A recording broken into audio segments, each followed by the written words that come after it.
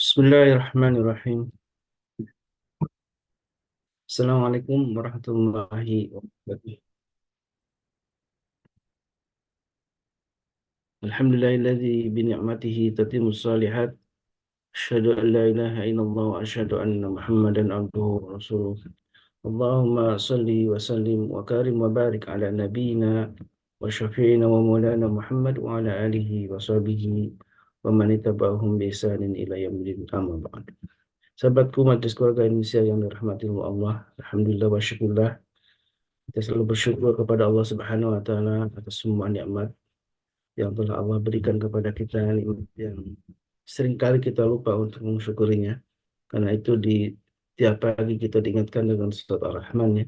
Fabi ayyi ala rabbikum tukadziban, nikmat apa lagi yang kau dustakan. Sebuah peringatan untuk kita semua yang alhamdulillah Allah masih memberi kita umur ya, masih memberi kita kesehatan, masih memberi kita waktu untuk berjumpa di pagi ini, dan tentu sebuah kenikmatan yang luar biasa yang harus kita syukuri, kenikmatan majlis ilmu yang memang Allah angkat derajatnya bagi orang-orang yang senantiasa haus dengan ilmu, dan begitulah Allah sebutkan dalam firman-firman-Nya.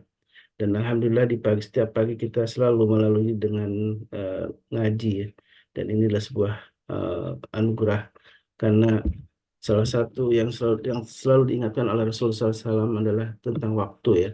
Waktu luang, karena ada waktu yang akan kita pertanggungjawabkan ya. Dalam di akhirat kelak, sebagaimana sudah dijelaskan dalam kajian yang lalu oleh Bapak Haikal ya. Masing-masing akan mempertanggungjawabkan tentang diri kita, tentang waktu, umur kita, usia kita, dan disebutkan juga tentang uh, iknadim khamsan qabla khamsin ya. Waktu luangmu sebelum masa sibukmu, kata Rasulullah. Kemudian masa mudamu sebelum masa tuamu, dan begitu juga kayamu sebelum masa kesulitanmu. Begitulah beberapa peringatan dari nasihat dari Nabi kita Rasulullah SAW yang harus kita pegang, tentang betapa banyak umur yang telah Allah berikan kepada kita, dan mungkin kita banyak yang tidak memanfaatkannya dengan baik. Karena itulah di kajian ini, insya Allah kita akan kembali mempelajari ya bagaimana sebuah resolusi atau sebuah pernyataan sikap kita untuk menjadi lebih baik lagi.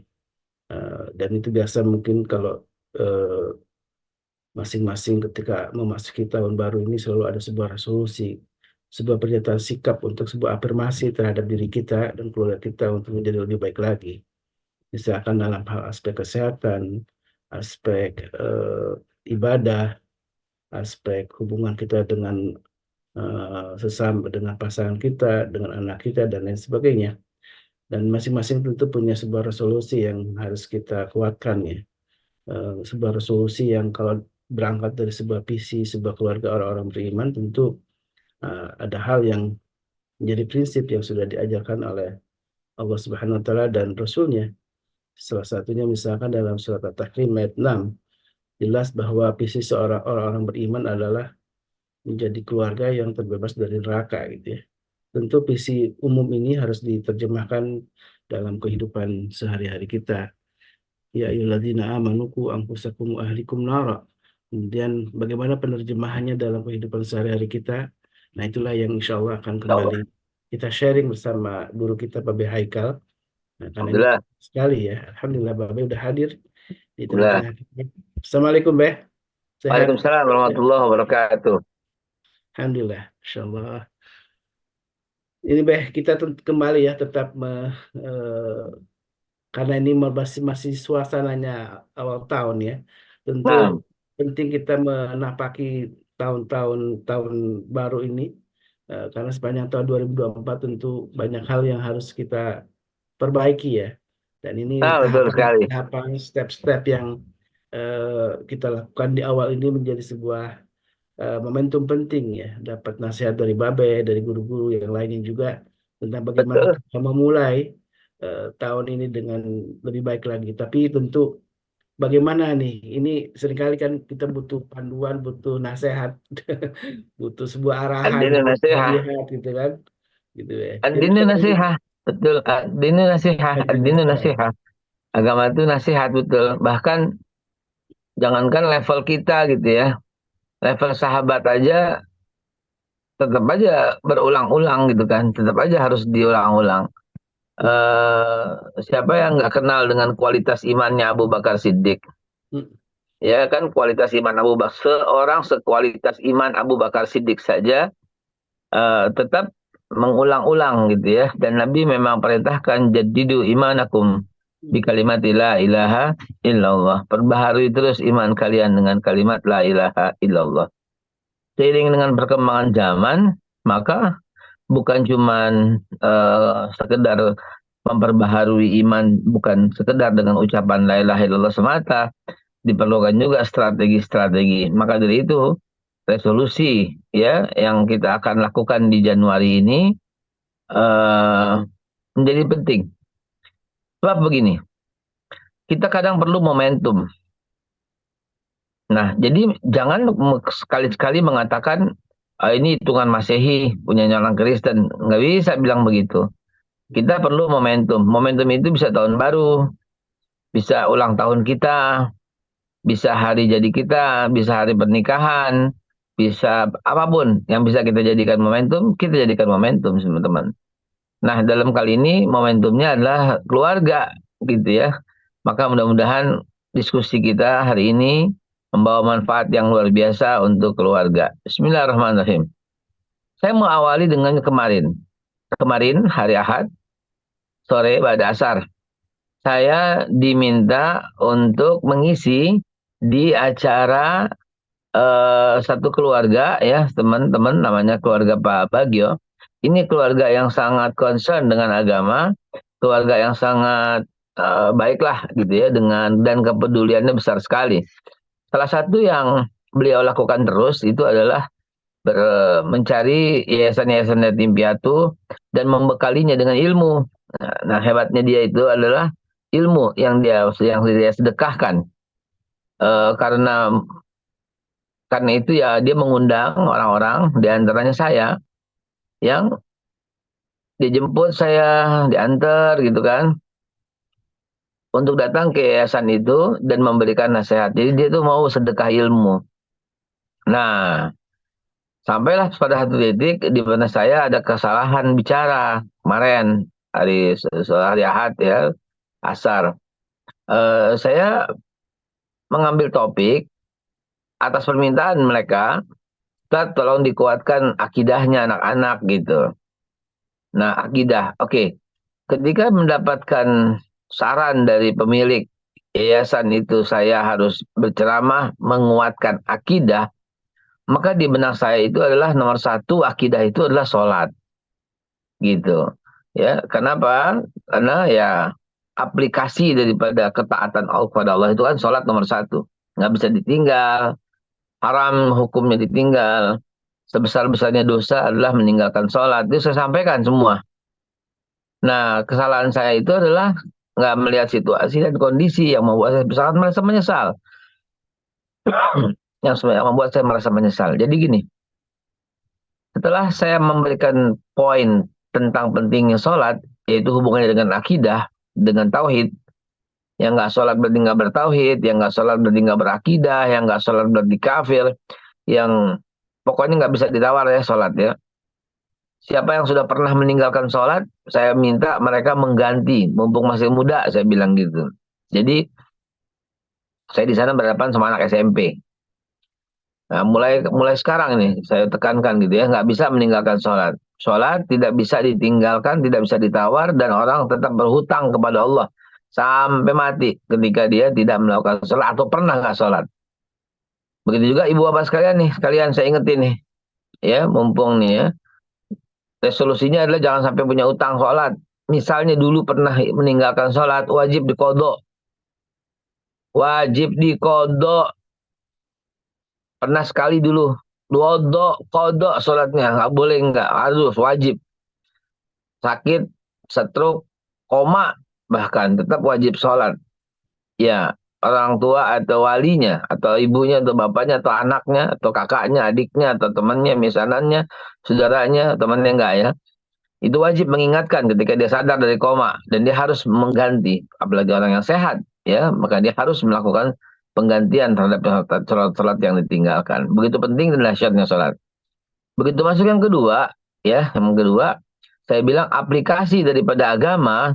Nomor dua yang paling penting adalah siapa? Siapa yang bisa tahu? Kasih hadiah, biasa ya. Mereka berkata, sholat, zakat, sedekah, salah, haji, salah. Ada yang lebih penting dari sedekah. Ada yang lebih penting dari haji. Mereka kan mikir, lebih penting dari haji apa ya? Jihad. Saya bilang tidak. Ada yang lebih penting dari jihad. Ada yang lebih penting dari jihad. Ada yang lebih penting dari haji. Ada yang lebih penting dari sedekah, dari sholat, dari puasa. Ada. Maka anak-anak itu nggak menjawab. Saya malah berkata, ayo cepetan, kalau nggak boleh pulang. Satu-satu ya.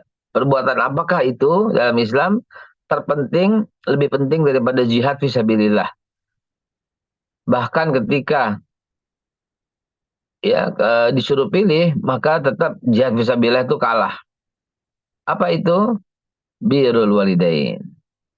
Menghormati kedua orang tua. Ikut kata-kata orang tua. Itu lebih penting daripada jihad. Ikut lebih penting daripada sedekah, lebih penting dari segala semua. Tidak ada pekerjaan, tidak ada amal, perbuatan dalam Islam yang lebih penting setelah sholat, kecuali bakti kepada orang tua. Dalam catatan hadis kita temukan banyak sekali Nabi menyuruh pulang seorang pemuda dalam ikut perang, karena Nabi ketika ditanya masih ada ibunya. Jihadmu adalah merawat ibumu. Nah, sampai-sampai Sa'ad bin Abi Waqqas tidak ikut pengajian di rumah Arqam bin Nabil Arqam oleh Rasulullah di awal-awal mula kerasulan karena taat sama ibunya. Itu benar. Kalau ibunya nggak kasih ngaji, jangan ngaji. Ini berlaku sampai dengan sekarang. Catat wahai anak-anak yang melihat ini. Ketika ibumu melarang ngaji, ngaji aja kalah sama taat sama orang tua. Ya, jihad fisabilillah aja kalah sama orang yang taat sama orang tua. Pokoknya taat pada orang tua nggak ada yang bisa ditawar. Nah, disitulah saya merasa menyesal karena mereka tidak punya orang tua.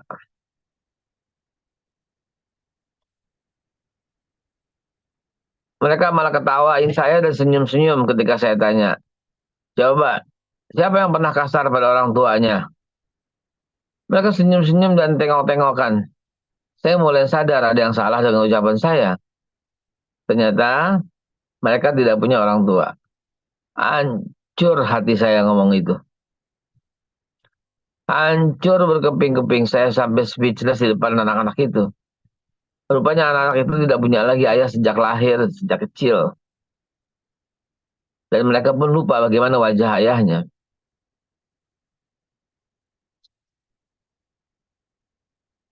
Saya betul-betul menyesal dengan apa yang saya ucapkan. Saya betul-betul bersedih dengan apa yang saya ucapkan. Saya betul-betul seperti orang yang dungu. Nah, kok nggak bisa baca situasi sih? Saya nggak tahu. Karena saya juga punya yayasan. Dan yayasan saya ada orang yang yatim, ada orang yang piatu, ada orang yang yatim piatu, ada orang yang masih lengkap, kedua orang tuanya cuma miskin. Gitu. Jadi saya berpikir sama seperti apa yang terjadi pada yayasan saya. Ternyata tidak, Bapak Ibu sekalian. Ternyata mereka yang hadir kemarin tidak punya orang tua. Dan mereka pun nggak tahu bagaimana caranya birrul walidain. Nah, disitulah saya menyesal. Padahal saya sudah cerita lengkap, panjang tentang wajib orang tua taatnya kayak apa, contohnya kayak apa, bolehnya mukul seorang anak ketika apa gitu ya. Saya lengkapi cerita macam-macam. Sedih nengok-nengokan aja santai. Saya merasa bilang kok pada nggak serius gitu ya. Waktu sholat serius. Ternyata ya mereka sudah nggak ada orang tuanya. Ya Allah ya Rabbi. Saya menyesal sekali. Nah, lalu hikmah apa yang bisa kita lakukan atau kita ambil dari cerita singkat saya ini? Jadi begini teman-teman sekalian. Allah Subhanahu wa taala ya memposisikan kita sebagai orang yang lengkap dan pernah berhubungan kalau udah meninggal ya dengan kedua orang tua kita. Disinilah pentingnya resolusi itu. Sebagai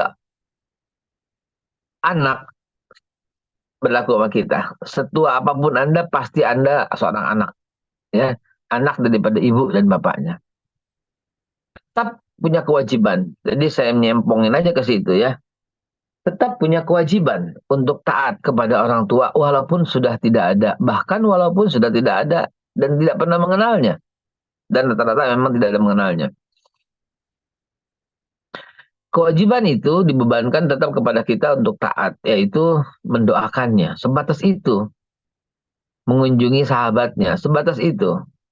Maka karena mereka fokus kepada agama di yayasan, maka saya minta membaca Rabbighfirli wali walidayya warhamhuma kama rabbayani shaghira. Rabbighfirli wali walidayya warhamhuma kama rabbayani shaghira. 100 pagi, 100 sore. Ya, sebagai bukti taatnya, ya itu mudah kok. Rabbighfirli wali walidayya warhamhuma kama rabbayani shaghira.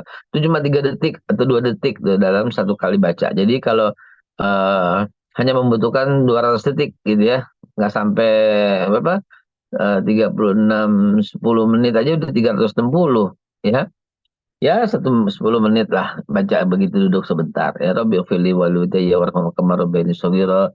Rabbighfirli walidayya warhamhuma kama rabbayani shaghira. Semoga Allah pertemukan kembali kamu dengan kedua orang tuamu. Itu akhirnya yang saya katakan di akhirnya. Namun ya, hikmah yang kita terima hari ini adalah kita ini resolusinya adalah yuk kita mulai dengan diri kita sendiri terhadap orang tua kita yang masih ada atau yang sudah meninggal. Taatlah kepada mereka secara total, patuh tanpa ada sedikit pun ganjalan. Kalau pernah bersalah, maafkan saja orang tuamu, berdamailah dengan hatimu sendiri, agar Allah tidak turunkan murkanya kepadamu. Karena murka Allah itu, yang bisa memutuskan hubungan kita dengan Allah itu adalah dua tadi. Salat, dalilnya, man taraka salat muta'ammidan faqad kafara jiharon. Ya, bainar rajuli wa bainal kufri tarkus shalah. Banyak sekali. As-salatu imaduddin, banyak. Man aqama shalah faqad aqama ad-din wa man taraka faqad hadama ad-din. Banyak, ya. Nah, begitu juga soal jadi putus hubungan dengan Allah ketika meninggalkan salat walau sekali. Begitu juga soal orang tua, gitu ya. Man arda walidayhi faqad ardallah. Banyak hadis itu. Wa man sukhtu walidayhi faqad sukhtullah. Ridallah fi ridan walidayhi. Jadi begitu membuat marah orang tua, sama dengan membuat marah Allah dan putuslah hubungannya dengan Allah. Begitu. Nah, saya samakan itu untuk anak-anak yang ternyata dampaknya astagfirullahaladzim membuat saya berpikir dan akhirnya kita bisa ambil hikmah. Saya pernah berbuat sekasar-kasarnya dengan anak saya Aisyah, yaitu ketika dia menuduh ibunya itu membuka handphone, pas passwordnya dibuka dan sebagainya gitu ya. Dan sekasar-kasarnya saya adalah saya mengusirnya dia dari rumah. Seorang anak wanita diusir malam-malam sama seorang ayah seperti saya. Anda bisa bayangkan kan betapa kerasnya. Iya, nggak ada tawar-menawar soalnya. Saya berpikir pada waktu itu, kurang ajar pada orang tua, nggak bisa, akan sial seumur hidupnya, akan apes seumur hidupnya, akan berantakan seumur hidupnya. Gitu. Dan kita sebagai orang tua ya maafkanlah gitu, walaupun kita marah kita bilang ya Allah aku ridho padanya, ya Allah, ya Allah aku ridho padanya, ya Allah jangan turunkan murkamu, ya Allah hamba ridho seridho-ridhonya, hamba sedang ingin memberi pelajaran dengan cara yang hamba bisa, hamba sedang memberi pelajaran dengan yang hamba tahu. Namun ya Allah, beri senantiasa rahmatmu, kasih sayangmu, rahmanmu, rahimmu kepadanya. Aku ridho ya Allah ya Rabbal Alamin. Aku ridho ya Allah. Aku ridho dunia akhirat. Aku ridho dengan letih capekku. Aku ridho dengan air susu. Aku ridho semua dengan apa yang dilakukan ya Allah. Nah, bilang gitu. Ya, artinya apa? Jangan sampai anakmu mendapat ridho, ya mendapat murka Allah Subhanahu Wa Taala karena kau yang membencinya, karena kau memurkainya. Nah, jemaah sekalian dimuliakan Allah. Resolusi seperti ini perlu kita ambil. Resolusi seperti ini perlu kita jadikan pegangan. Tertulis kalau perlu tertulis. Kalau umpamanya ada kesepakatannya. Kalau enggak, ya cukup kita komit dengan apa yang kita katakan dan kita sampaikan kepada forum. Yuk, dalam bulan Januari ini jadikan satu momentum. Apa? Silakan apa saja. Apa yang Anda ingin lakukan? Nah, ada baiknya kita mulai dengan menuliskan. Ingat ya, nggak jadi kalau nggak menulis. Kalau dengar doang, hanya di 20% yang menjalankan, ya. Kalau ditulis, bisa-bisa semuanya menjalankan, karena semua perintah seluruh badan ikut. Resolusi apa yang akan Anda lakukan di bulan ini? Perbaikan apa yang Anda lakukan di bulan ini? Silahkan. Saya akan memulai dengan eh, penulisan gitu ya. Silahkan ditulis gitu ya, silahkan ditulis. Yuk, apakah yang akan dilakukan resolusi di tahun yang baru ini? Mau apa maksud saya? Mau mencatat, mau apa ya? Silakan, silakan. Saya berikan kesempatan kebebasan sebebas-bebasnya, seluas-luasnya.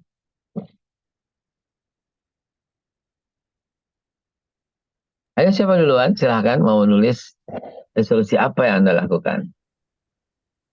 Ya, silakan sharing. Bu Perbaikan Nini apa mau yang akan Anda lakukan? Bu Nini mau sharing Bu Nini apa resolusi di tahun ini? Resolusi apa yang akan Anda lakukan? Mulai tahun 2024, kami sekeluarga akan zikir pagi. Gitu deh. Kan keren itu. Pagi. Anak, ibu, istri, ya, suami, wah, keren.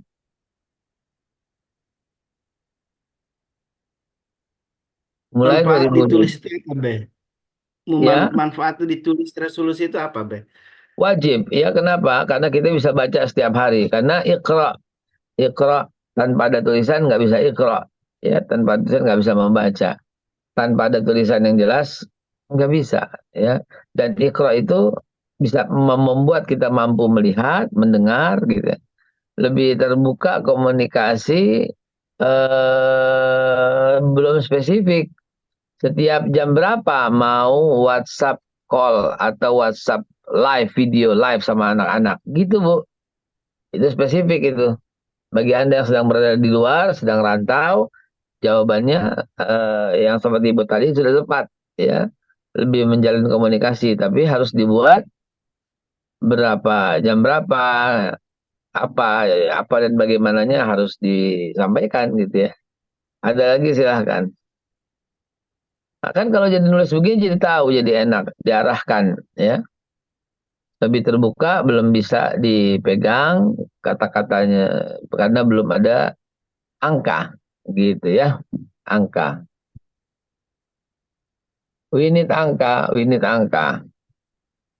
Misalnya gini, saya akan video call dengan anak saya satu hari 2 kali. Nah, itu angka, 2 kalinya itu angka. Ya, wah, gitu. Jadi ada angkanya. Jam 4, jam 2.14 itu angka. Gitu ya. Jam berapa silahkan. Itu angka. Pokoknya anak tadi tahu. Nanti di random, jangan jam 2 terus. Jam 4, jam 2 subuh, jam 3. Udah bangun belum gitu ya. Jam 4 subuh ya. Udah bangun belum gitu. Atau tiap waktu sholat. Nah, sholat ya. Gitu misalnya. Mungkin contoh nih, Be, saya membuat resolusi untuk menjalani pola hidup sehat nih, Be. Ini yang harus didetailkan apanya nih, Be? Ya, pola hidup sehat kan sangat global. Hmm. Iya, setiap hari olahraga 30 menit. Nah, itu kan ada angkanya itu. Tiap hari olahraga 30 menit itu ada angkanya. Setiap hari berjalan 5 kilometer. Nah, itu ada angkanya gitu ya. 5 kilometer sebab tanpa angka tidak bisa, tidak bisa, tidak bisa, tidak bisa. Angka itu mutlak, wajib. Jadi ditulis, ditulis dan ada Menghitungnya. angka itu standar. Ditulis dan ada angka itu standar. Tanpa ada tulisan nggak jadi, tanpa ada angka tidak jadi. Hmm. Jadi PR nih, Be, untuk masing-masing ya, untuk membuat sebuah Iya pernyataan dong, sikap atau resolusi. iya Ya, insya dong. Allah nanti masing-masing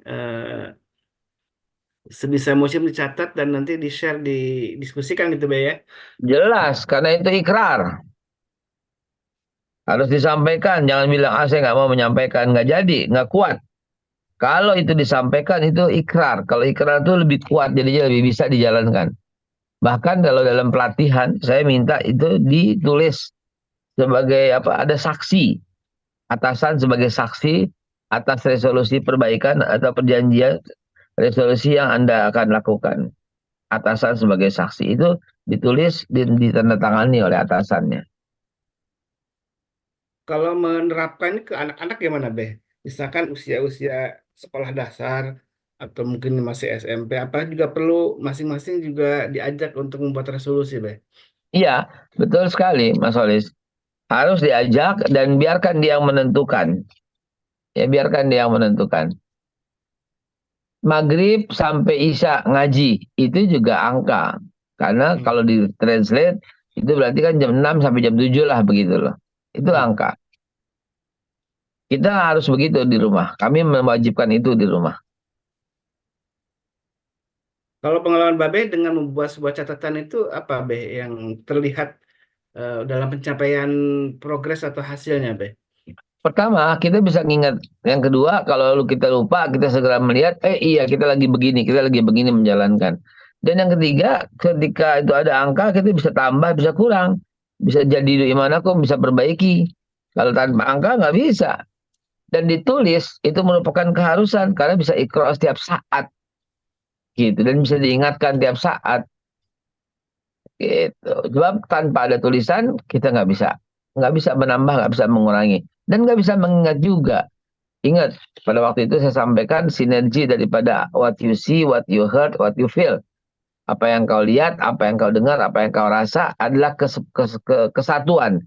Kalau enggak, hidupnya akan tersiksa. Beda kata, beda rasa, beda mulut, beda hati, beda tingkah, itu akan tersiksa. Lucu ketika orang berkata, mulai tahun depan saya akan hidup sehat, tapi dia nggak sanggup berhenti rokok. Lucu. This is insanity, ya kegila kata Einstein. Someone who expect a better life with same way. Orang yang merasa pengen hidupnya lebih baik tapi dengan cara-cara yang sama, gitu. Silakan, Kenapa? jemaah, ada yang ingin sharing tentang sebuah resolusi barangkali Tidak. tahun lalu udah buat resolusi terus lupa lagi, kemudian setelah dievaluasi loh, ternyata nggak ada yang tercapai satupun. Ini Aduh. sekarang ini kenapa itu, Beh, kira-kira, Beh? Kenapa? Yang menjadi penghambat biasanya apa, Beh? Ketika sebuah buat resolusi terus setelah dievaluasi di akhir tahun kok ternyata nggak ada yang tercapai satupun, Beh? Iya, karena apa? Karena salah. Nggak realistis, nggak masuk akal, nggak smart, nggak spesifik, nggak ada angka. Akhirnya begitulah aja, begitu aja, begitu aja, begitu aja.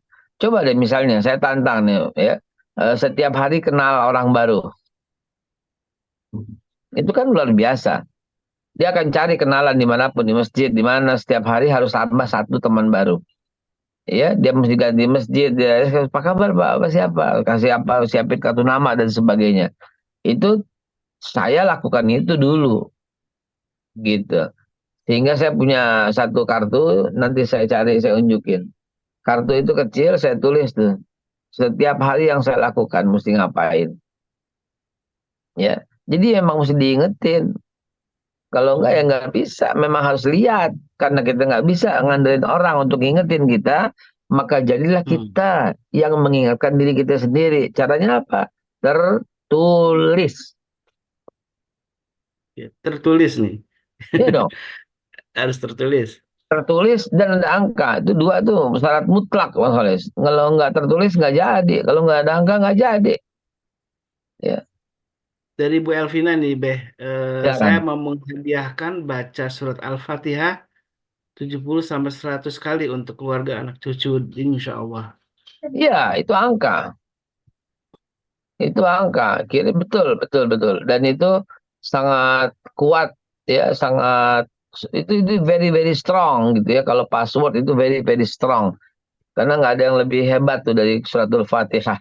Pahala yang Allah berikan. Dan kita minta pahala keberkahan daripada suratul Fatihah itu kita berikan untuk siapa yang kita cintai. Apakah dengan ya siapa, untuk orang tua, untuk anak, untuk apa. Dan untuk anak, untuk keberkahannya luar biasa. Seorang ibu yang di rantau sana setiap hari 100 kali dia kirimkan suratul Fatihah untuk anaknya. Itu luar biasa. Itu keren, itu ibu yang Hmm. keren, bapak yang keren. Ya, silakan. Ibu Sri Haryan Haryanti mau share langsung Bu Sri. Oh, Nah ini dengan kalau senang hati kita Bu Sri dengarkan. silakan. Bu Sri, ini menarik karena pernyataan resolusinya setiap hari membaca Al-Quran minimal 1 halaman dan dengan terjemahan dan tafsirnya. Oke, Silakan Bu Sri. keren. Assalamualaikum Pak Ustadz, Pak Ben. Salam warahmatullah, ya, apa kabar? Baik Pak Ustadz, sehat Pak Ustadz. Alhamdulillah rabbil alamin. Iya nih Pak Ustadz, waktu itu saya pernah mencanangkan seperti itu udah beberapa tahun yang lalu, tapi selalu terhambat. Nah, sekarang ini saya kan udah membantu suami usaha, udah pensiun.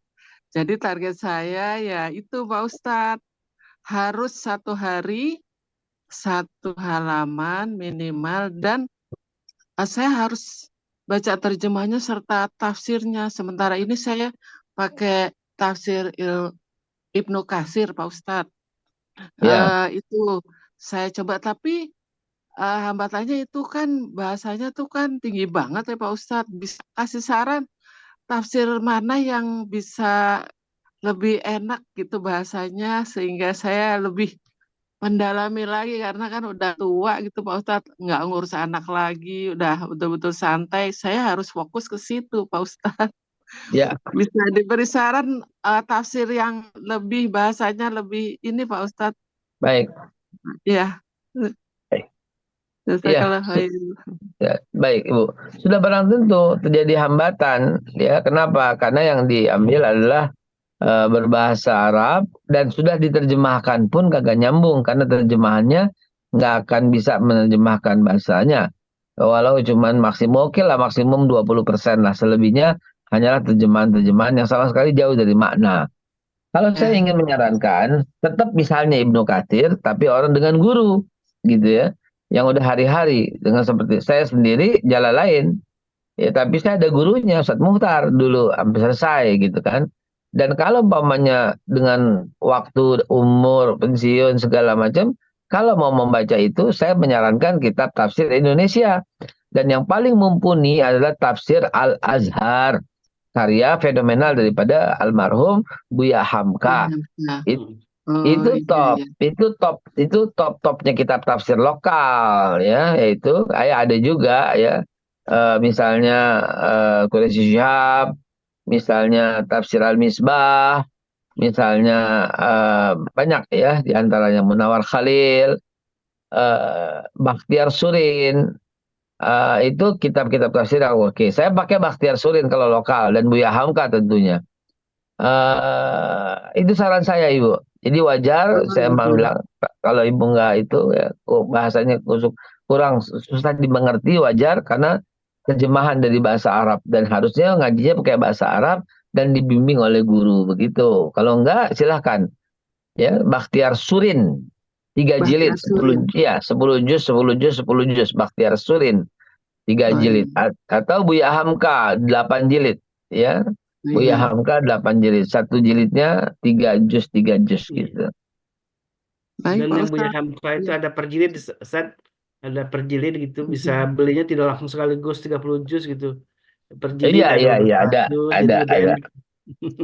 Oh begitu. Mungkin dari awal berikan juz 1 dulu, yang dari Al-Baqarah, juga ada yang mungkin mengambil dari akhir, dari juz 30 sampai juz 29, 27, 28 itu ada juga. Jadi satu jilid itu biasanya sekitar 3 atau 4, 4 Iya, juz ya. betul, Jadi itu betul, bisa betul. bisa dimulai Iya gitu Pak. Bu Sri, dengan membeli Oh per iya. jilid.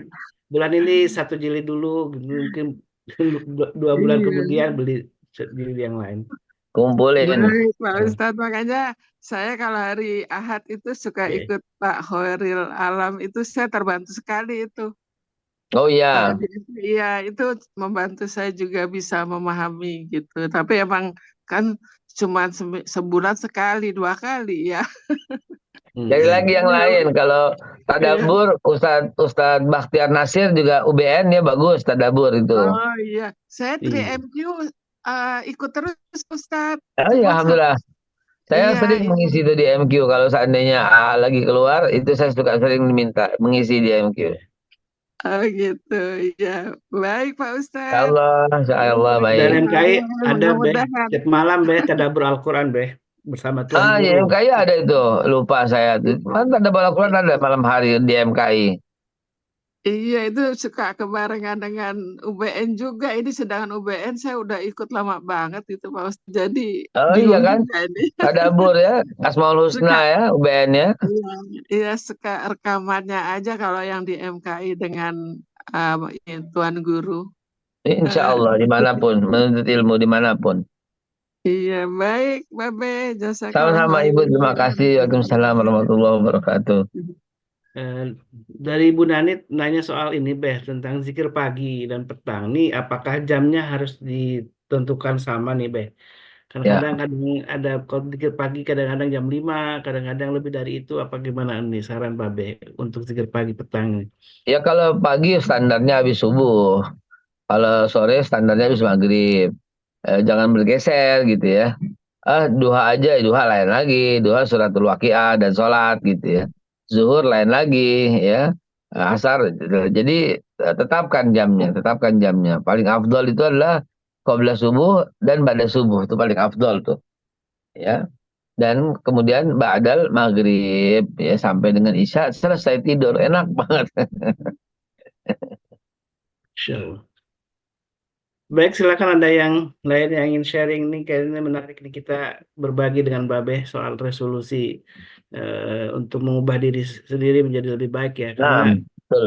Allah la yughayyiru biqaumin ya hatta yughayyiru ma Iya, bi kata anfusihim. Ibrahim Abi Anfusi, betul. Allah nggak akan rubah kecuali kita dulu yang berubah.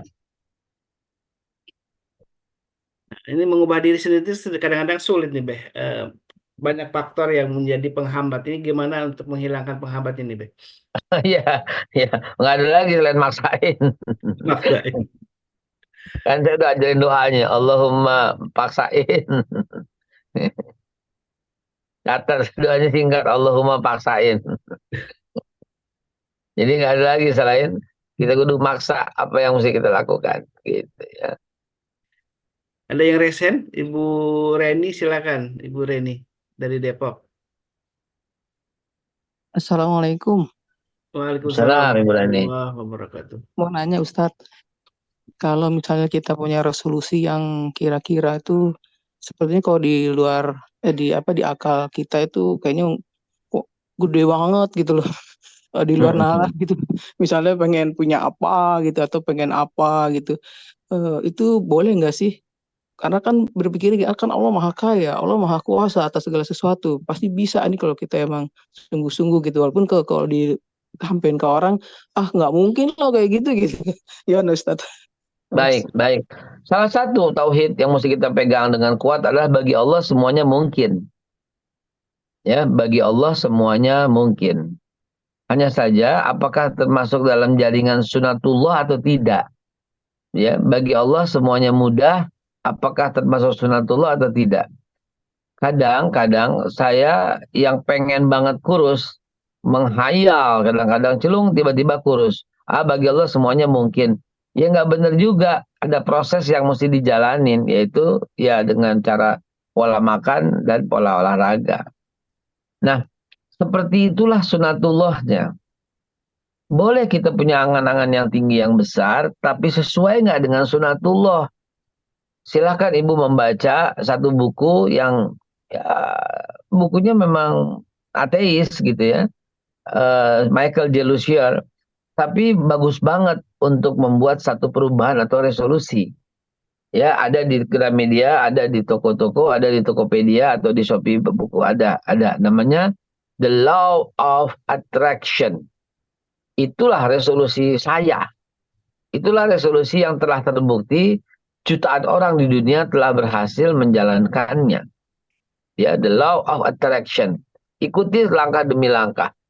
Kenapa nggak Quran dan hadis? Itu pun Quran dan hadis yang kauniyah, yang kauniyah, ya. Di mana si Michael Delusier menjalankannya dengan cara repetition gitu ya.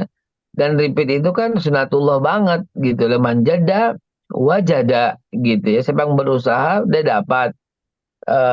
Wujudu kalau sekali-sekali wujudu keadamihi, kalau sekali-sekali nggak ada artinya, seperti tiada dalam istilah usul fikihnya. Kalau sekali-sekali itu tiada. Nah, Ya. jadi saya melihat walaupun itu buku ditulis oleh Michael J. Lucier yang yang ateis, tapi buku itu sangat Islami, ya, dan dia hanya menunggu hidayah daripada Allah Subhanahu Wa Taala atas keberhasilannya. Jutaan orang telah menemukan kesuksesan, keberhasilan. Jutaan orang telah melakukan hasil solusi yang luar biasa dari buku itu, dan saya ikut merasakannya, dan saya ikut melakukannya, dan saya ikut menetapkan hasilnya itu. Ya, bukunya saya ada di bagian sini yang sekali-sekali saya buka lagi, saya buka lagi, saya buka lagi. Buku itu lekat dengan saya. Judulnya Michael J. Lucier, yang ngarangnya judulnya The Law of Attraction. Nah, begitu. Jadi memang kita perlu bantuan, kita perlu arahan, ya, kita perlu bimbingan. Jadi jangan sampai kita melakukannya secara sendirian, karena biasanya akan tidak tercapai. Semakin banyak orang kita libatkan, semakin banyak orang akan mengingatkan, semakin banyak kita informasikan, gitu. Ya, Ustaz. Mulai terjawab ya, silakan, Mas Khalis. Baik, dari Ibu Nani juga ada yang ingin disampaikan. Oh, ini soal zikir ya. Oh, tadi kepotong zikir apa? Masalah zikir, saya menyarankan tentu Quran dan hadis. Cuman bagian Quran yang mana? Bagian hadis yang mana? Silahkan. Anda tinggal mengambil, udah jadi, udah mateng. Yaitu yang namanya ratib. Disusun oleh dua orang ulama besar. Ratib al-Atas dan Ratib al-Haddad. Itu Quran. Itu hadis. Anda tinggal mengambilnya. Anda tinggal menggunakannya. Anda tinggal nggak usah lagi bikin. Ibaratnya gini. Kalau Anda ingin makan donat, ada tukang ahli donat. Dia adonin, jadi tuh donat enak. Ada kalanya dia tukang pembuat roti. Dia adonin, jadi ya rotinya roti bolu lagi gitu. Nah, begitulah maksudnya. Ada Quran, ada hadis. Jangan lupa, Quran dan hadis itu barang mentah. Seperti kita mau bikin kue, Quran hadis itu ya terigunya, gulanya, gitu ya. Apalagi terigu telurnya, gitu ya. Di tangan orang yang ahli, oh jadi bolu, jadi pizza, jadi roti yang enak gitu. Di tangan orang yang ahli, Quran hadis jadi apa? Jadi tafsir Al-Tabari, jadi tafsir Jalalain, jadi tafsir Al-Maraghi, jadi segala macam. Tinggal makan, tinggal udah jadi kuenya tinggal makan. Kalau kita yang bikin kuenya kadang-kadang bantet gitu ya. Nah, begitu juga dengan yang tadi saya sampaikan. Kalau mau cari zikir apa pagi sore, kalau kita ngerangkai sendiri, ngarang sendiri, bisa jadi kuenya bantet gitu ya. Bahan bakunya nggak salah, Qurannya nggak salah, hadisnya nggak salah. Tapi cara kita yang mengambil dan mengelolanya yang nggak pas. Saran saya, bacalah ratib. Itu udah Quran dan hadis yang udah rapi disusun ya oleh para ulama-ulama, ya, dari suratul Fatihah, kemudian Alif Lam Mim gitu kan, kemudian ayat kursi, kemudian kan la yukallifullah dan seterusnya. Wa anzalna, masing-masing ada keutamaan dan masing-masing ada keistimewaan yang kita hanya membaca apa yang sudah mereka buat. Begitu. Baik. Dan ini Bu Nani masih ingin menanyakan lagi soal ini para sahabat ini kan ya generasi terbaik tentunya ya. Mereka itu Ya, banyak pedagang juga, tapi juga orang-orang soleh itu Mereka ya, dagang juga, mereka mengurus kehidupan dunia juga nih. Kayak ya. kalau kita ini sekarang antara dunia dengan akhirat itu kayak kontradiksi ya. Kita Hmm. sibuk dengan urusan dunia, dengan urusan dagang dan lain sebagainya, tapi jadinya malah lupa dengan zikir, lupa dengan ibadah gitu nih. Bagaimana kehidupan orang-orang soleh zaman dulu ini bisa membagi waktu gitu deh. Oh ya jelas. Ya.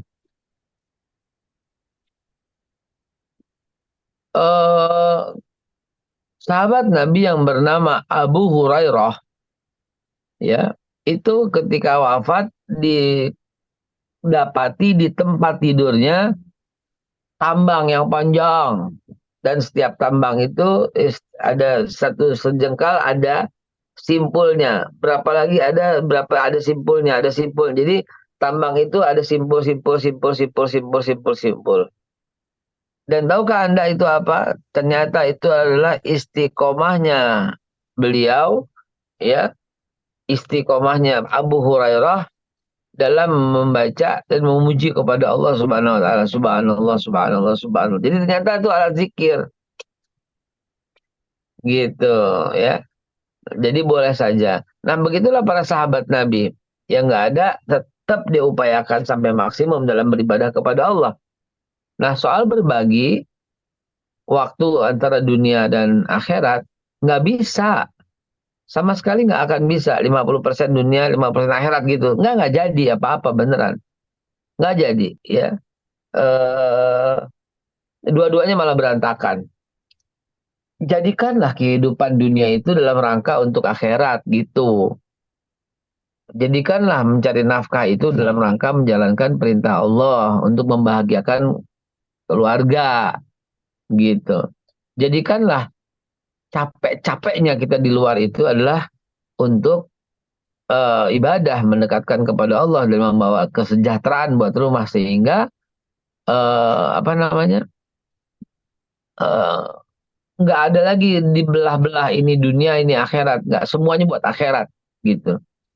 Doa yang saya sampaikan, yang saya ajarkan itu adalah mengambil dalil daripada Nabi, Nabi yang paling menderita, Nabi Ayub, ya. Eh, Doanya beliau dapat menderita sakit yang luar biasa, tapi dia nggak pernah minta sembuh karena bukan, dia melapor kepada Allah, ya, dengan doa yang sangat indah, ya. Doanya adalah Rabbi masaniyadar wa anta arhamar rahimin. Ya Tuhan, saya sakit dan Engkau Maha Pengasih, Maha Penyayang.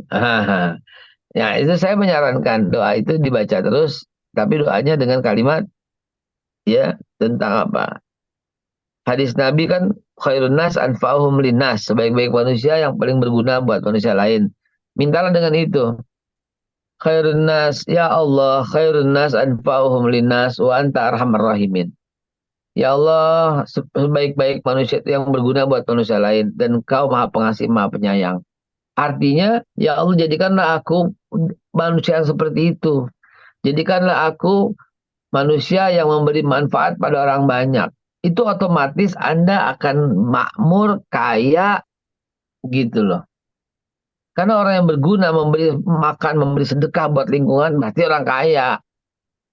Jadi jangan minta kayanya.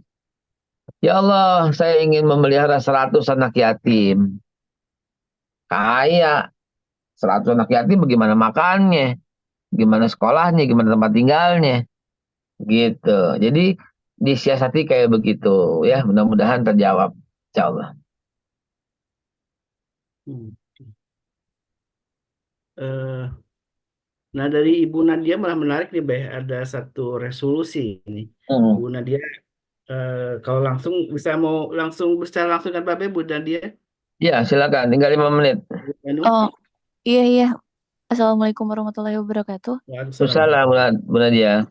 Babe, jadi kan saya dulu pernah ngejodohin temen-temen gitu, ada sekitar 5 sampai 6 orang yang jadi nikah. Nah, kebetulan sekarang itu alhamdulillah, ya kebetulan sekarang itu ada rekan saya ahwat sekitar 15 orang minta dijodohkan. Tapi kan saya terbatas dengan Iwan karena suami saya melarang untuk banyak kontak dengan Iwan gitu. Kalau resolusinya bisa jodohin orang sampai nikah tahun ini, salah nggak sih, Beh, gitu? Keren. Ibu, kenapa nggak hubungi saya? Saya Pengen, punya Beh. database, saya Oh punya gitu, Beh? database, ya, saya punya database 3.600-an orang, Bu. Saya Ya saya Allah. ketua ketua temujodohbaik.com. Tiap hari di WA saya tuh orang minta jodoh. Oh iya iya. Sih kemana saya bingung nanyanya sih sebenarnya. Saya ada 3.600, Bu, di WA saya, Iya dan iya iya biodatanya iya. lengkap, nama, tempat, tanggal lahir, pekerjaan, tinggi, berat badan, lengkap. Alhamdulillah. Ada 3.600 saya punya. Itu saya pegang data itu. Iya. Kenapa? Karena saya berjanji kepada yang memberi itu saya akan bersifat rahasia. Jadi nggak satu pun saya kasih tahu. Istri anak pun nggak tahu gitu ya. Itu ada di Iya, email iya. saya simpan di Google. Namanya temujodohbaik.com. Jadi silahkan Temujodohbaik. @gmail.com ya. Silahkan yang mau email, email. Yang mau WA, WA akan saya kirimkan ke sana semua. Dan itu memang saya lakukan ya. Gak ada masalah, itu resolusi yang keren. Ya, Iya. resolusi yang keren. Tiap tahun menjodohkan itu keren. Tiap tahun 2, tiap tahun 3, tergantung beraninya kayak apa. Tiap bulan gitu ya, tiap bulan. Saya nggak menghitung, yang penting saya kenalkan, saya jodohkan, ada yang jadi, alhamdulillah, gitu aja. Nah, Udah berapa secara banyak, Beh? syariat gimana, Beh? Nggak ada masalah, Bu, nggak ada masalah. Iya, Semua iya. niat yang baik, insya Allah, Allah akan mencatatnya sebuah kebaikan. Andai kata terjadi hal yang tidak diinginkan, Ibu nggak mendapatkan satu dosa. Sebagai contoh, ilustrasinya orang yang tukang asap pisau gitu ya. Iya, iya. Ketika pisaunya tajam dilakukan untuk membunuh orang, yang tukang pisaunya itu, yang jual itu nggak dosa ya, karena niatnya bukan untuk itu. Iya, iya. Beh, nanti ngekontak ke siapa, Beh? Kalau Saya boleh. boleh ke MKI, boleh kita hubungi Beh. nanti ya, insya Oh, Allah. iya, iya, Beh. Iya, makasih ya, Beh. Assalamualaikum. Sama-sama, sama-sama. Insya Allah. Ini kalau Babe ini memang sudah banyak, Be, yang dijodohkan, Be, ya. Banyak. Beberapa pasang itu banyak. Fadilahnya apa, Be? Menjodohkan orang, Be? Fadilahnya, Be. Kayak ada Allah dalam sebuah hadis sahih, tidaklah orang yang menjadi perantara untuk menikahkan itu, niscaya Allah memberikan satu buah rumah di surga. Satu aja Masya Allah Allah. kasih rumah. Ya, itu hadis sahih Bukhari. Bagaimana kalau 10? Maka saya minta di surga, saya bukan cuma mau punya rumah, saya punya satu komplek. Ya, banyak yang dijodohin, jadi harus punya Masya Allah. komplek. Ya Mudah-mudahan Allah, Ibu amin. Ya Nadia Allah, bisa ya dapat satu Rabbal Alamin. komplek di rumah di sana ya, di surga deh. Insya Antum Allah, amin, amin, ya Amin, Allah. amin. banyak Bareng orang-orang Babeh ya. susah nikah, Masya Allah. Amin, ya Rabbal Alamin, ya Allah. Kita saling mengingatkan ya. Kita doa ya. Ya, mudah-mudahan pagi ini pagi yang terbaik buat kita. Ala haziniyah wa likulli niyatin salihah wa ila hadratin Nabi Al-Fatihah. Alhamdulillah. Ya Masya Rabbil Allah. Alamin. Bismillah. Amin ya Allah ya Rabbal Alamin. Allahumma asbahna wa asbah mulkulillah. Walhamdulillah wa khairu wa syirri wa wal hawla wa la quwwata illa billah. Asbahna ala fitratil Islam wa ala kalimatul ikhlas. Wa ala dini Nabi Muhammad sallallahu alaihi wasallam wa ala millati Nabi Ibrahim wa muslimah wa ma kana minal musyrikin. Asbahna wa asbah mulkulillah. Allahumma bika asbahna wa bika amsayna wa bika nahya wa bika namut wa alaikan nusur. Wa sallallahu ala khairil kisah Muhammad. Subhanallah. Walhamdulillahirabbil alamin. Kita ketemu Amin. lagi besok ya dengan resolusi yang lebih jitu. Mas Kolis, silakan Ya. dilanjut. Saya mohon pamit. Ini Assalamualaikum. sedikit deh Ya, resolusi dari MKI ini dari Marcelo membuat rumah sakit Islam Aisyah dulu apa namanya SIE ya oh ya, SIA. Masya Allah. Ya, itu saya kemarin ikut hadir dalam sebuah peresmian klinik Pratama, dan saya melihat potensinya itu ya, ya kita pun bisa gitu ya. Maka kita awali dengan rumah kecil sedikit, sambil insya Allah saya berjanji 1, 2, 3 bulan ke depan akan fokus untuk menghubungi para donatur-donatur, para agnia-agnia untuk kita mampu membuka satu ruko ya, yang isinya itu adalah tentang klinik Pratama. Ya, bukan hanya khitan tapi ada yang lain. Bahkan insya Allah kita punya rumah sakit ya, insya Allah. Mohon doanya tahun ini tahun perbaikan buat kita semua, insya Allah. Amin. Amin.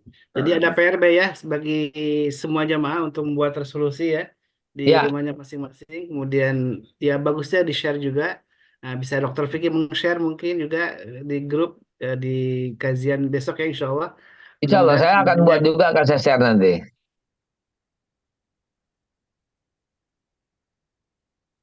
Baik ya, Mas Oles dilanjut. Saya pamit. Assalamualaikum warahmatullahi wabarakatuh. Waalaikumsalam warahmatullahi wabarakatuh. Alhamdulillah. Jazakallah khairan beh. Mudah-mudahan pagi ini pagi yang penuh keberkahan karena saling sharing, saling memberikan motivasi, inspirasi bagi semua jamaah dan terutama wabil khusus dari Babe Haikal yang telah memberikan inspirasi bagi kita untuk kita memulai perubahan ya, perubahan lebih baik lagi, perubahan untuk diri kita dan keluarga kita.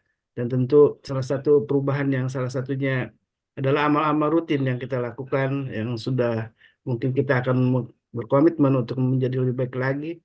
Bisa jadi sholatnya lebih baik lagi, mungkin jumlah sholat sunnahnya lebih banyak lagi, kemudian sholat tahajudnya lebih sering lagi, sholat duhanya lebih rutin lagi, dan lain sebagainya. Dan juga infaknya lebih lagi sering.